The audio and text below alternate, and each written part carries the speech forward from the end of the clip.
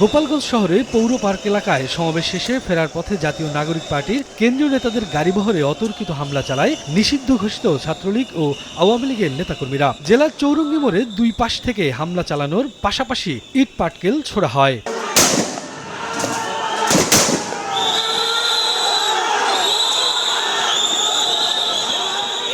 দেশব্যাপী জুলাই পদযাত্রাটি গোপালগঞ্জ থেকে মাদারীপুর যাচ্ছিল, কিন্তু গোপালগঞ্জ ত্যাগ করার আগেই গাড়িবহরে হামলা করা হয়। পুলিশ পরিস্থিতি নিয়ন্ত্রণে আনতে গেলে পুলিশের উপর হামলা চালায় আওয়ামী লীগের নেতাকর্মীরা।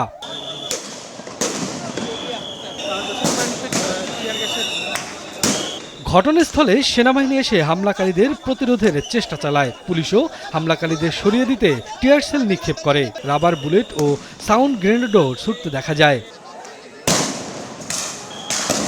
এদিকে গোপালগঞ্জের বিভিন্ন সড়ক ব্যারিকেড দিয়ে আটকে ফেলে হামলাকারীরা। এর মধ্যেই জেলা কারাগারেও হামলা চালায় দুষ্কৃতকারীরা। তবে কারাবন্দীদের কেউ বের হতে পারেনি বলে জানিয়েছেন কারারক্ষী। হঠাৎ করে এরা আমাদের উপরে আক্রমণ করে ইট পাটকেল বাড়ি থেকে। আমরা নিয়ন্ত্রণ করার জন্য ফায়ার করি, ফাঁকা ফায়ার করি, কিন্তু তারপরেও আমরা পারি না। পরে আমরা পিছু হটি, তারপর আবার আইসা দল করি। সংখ্যা ছিল প্রায় 10,000-15,000-এর উপরে। ভিতরে আল্লাহর মধ্যে ঢুকতে পারে নাই। আমরা ওই ফাঁকা বিভিন্ন সাইড থেকে ফায়ার করছি, তো এই ফায়ারের কারণে ওরা আর কি ঘেটে পিটাইছে বেশিরভাগ।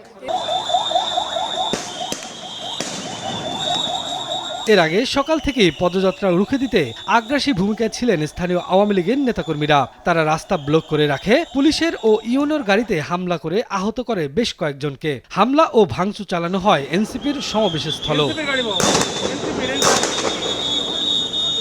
পরে সেনাবাহিনীর সহযোগিতায় গোপালগঞ্জ ছাড়েন এনসিপি নেতারা। শফিকুজ্জামান রুবেল, সময় সংবাদ, ঢাকা।